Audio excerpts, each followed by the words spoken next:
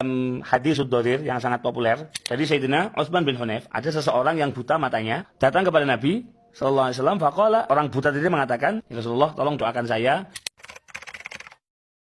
Nabi memerintahkan, "Wahai laki-laki, doalah kamu kepada Allah dengan doa ini. Ya Allah, saya sungguh meminta kepadamu dan menghadap kepadamu binabiyyika Muhammad, dengan membawa syafaat atau bertawasul dengan Nabi Muhammad SAW, yang mana beliau adalah Nabiur Rahmah, Nabi yang penuh dengan rahmat. Ya Muhammad, poinnya ya Muhammad. Jadi di dalam doa laki-laki dharir itu meminta kepada Allah tapi tetap memanggil nama Muhammad, ya Muhammad dalam doanya. Ya Rasulullah, saya tetap bertawajuh kepadamu ila Rabbi, untuk menghadap Tuhanku, fi hajati hadhihi, untuk hajatku ini. Hadis ini banyak sekali diriwayatkan oleh para a'immatul ahadis. Menariknya, hadis ini juga disahihkan oleh al-imam atau syekh yang sering digunakan oleh teman-teman dari Salafi, yaitu Syekh Albani.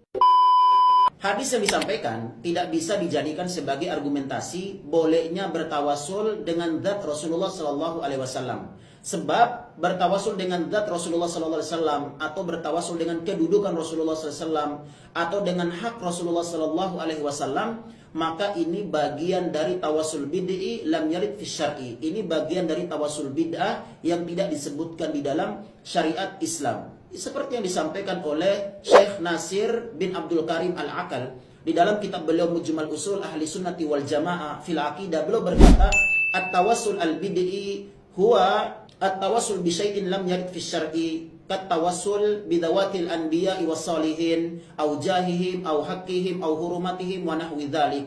Beliau berkata, tawassul yang bid'ah yaitu tawassul dengan sesuatu yang tidak disebutkan di dalam syariat Islam, seperti bertawasul dengan zatnya para nabi atau orang-orang soleh, atau bertawasul dengan kedudukan mereka, atau bertawasul dengan hak-haknya mereka, atau bertawasul dengan kehormatan mereka, atau yang semisal dengannya. Yang berikutnya, bahwa sudah menjadi satu kebiasaan bahwa semasa hidup Rasulullah Sallallahu Alaihi Wasallam, para sahabat termasuk orang Arab Badui sekalipun, mereka senantiasa datang bertawasul kepada Rasulullah Sallallahu Alaihi Wasallam ketika beliau masih hidup. Dan hadis-hadis yang menyebutkan tentang mereka bertawasul kepada Rasulullah Sallallahu Alaihi Wasallam ketika beliau masih hidup cukup banyak sekali. 3 diantaranya adalah hadis yang masyhur, yakni seorang Arab Badui. Dia datang kepada Rasulullah Sallallahu Alaihi Wasallam di mana saat itu Rasulullah Sallallahu Alaihi Wasallam tengah berkhutbah. Kita tahu bahwa saat itu sedang musim kemarau berkepanjangan. Dia datang kepada Rasulullah, "Ya Rasulullah, kami kelaparan, musim kering berkepanjangan. Doalah kepada Allah Subhanahu wa taala agar Allah Subhanahu wa taala turunkan hujan kepada kami." Maka Nabi SAW pun berdoa kepada Allah Subhanahu wa taala hingga akhirnya Allah Subhanahu wa taala pun menurunkan hujan. Kemudian 1 pekan berikutnya, di hari Jumat, di hari yang sama, Arab Badui ini dia datang lagi kepada Rasulullah SAW. Kemudian dia mengadu, "Ya Rasulullah, sekarang ini kebanjiran. Tolong doakan kepada Allah, tolong doakan untuk kami kepada Allah Subhanahu wa taala agar dengannya hujan ini reda, sehingga tidak menjadikan di sekitaran kita ini kebanjiran." Nabi SAW berdoa kepada Allah Subhanahu wa taala hingga akhirnya hujannya pun reda. Atau di hadis yang berikutnya juga tentang bagaimana seorang wanita yang dia datang kepada Nabi sallallahu alaihi wasallam, dia berkata kepada Nabi sallallahu alaihi wasallam, "Ya Rasulullah, sesungguhnya aku ini tertimpa satu penyakit, yakni kejang-kejang, sehingga menjadikan aurat aku ini terbuka. Maka saya meminta kepadamu agar engkau berdoa kepada Allah Subhanahu wa taala agar dengannya penyakit ini dihilangkan oleh Allah Subhanahu wa taala." Namun apa kata Nabi sallallahu alaihi wasallam? "Anti kalau mau bersabar, walakil jannah, dan surga bagi anti, tapi anti kalau menginginkan saya berdoa kepada Allah Subhanahu wa taala akan aku doakan." Ya, dan hadis yang berikutnya juga tentang hadis orang yang buta ini. Ya, dia datang kepada Nabi sallallahu alaihi wasallam, dia berkata, "Ud'ullah ayyu'afiyani." Ya Rasulullah, doakan kepada Allah Subhanahu wa taala agar Allah Subhanahu wa taala berikan kesembuhan kepada saya.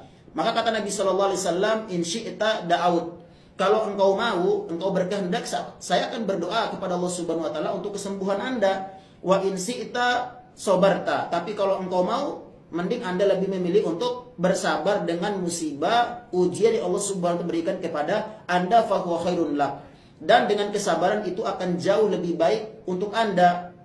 Maka akhirnya pemuda ini pun dia berdoa kepada Allah Subhanahu wa taala dengan doa Allahumma inni as'aluka atawajjah ilaika bin nabi Muhammad dan seterusnya. Nah, hadis-hadis tadi yang kita sampaikan ini jelas sekali bahwa kasus di mana para sahabat radhiyallahu taala anhum ajmain, termasuk tadi kisah dia datang kepada Rasulullah SAW, ini menunjukkan ketika mereka bertawasul kepada Rasulullah SAW, saat itu Rasulullah SAW masih hidup.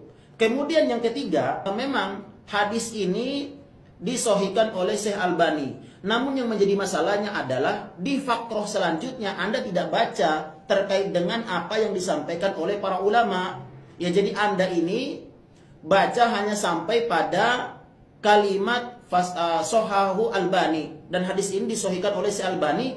Setelah itu Anda berhenti.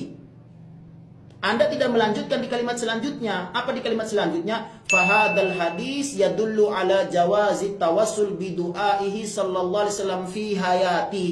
Hadis tentang orang buta tadi, dia datang kepada Nabi sallallahu alaihi wasallam, ini menunjukkan bahwa dalil bolehnya bertawasul kepada Rasulullah ketika belum masih hidup.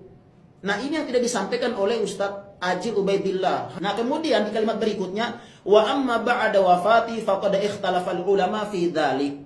Adapun bertawasul kepada Rasulullah SAW setelah wafatnya beliau, maka di sini ulama berselisih pendapat. Artinya ada pendapat yang mengatakan ia boleh bertawasul kepada Rasulullah SAW setelah beliau wafat. Namun ingat apa kata beliau? Warrajih adamul jawazi liadillah.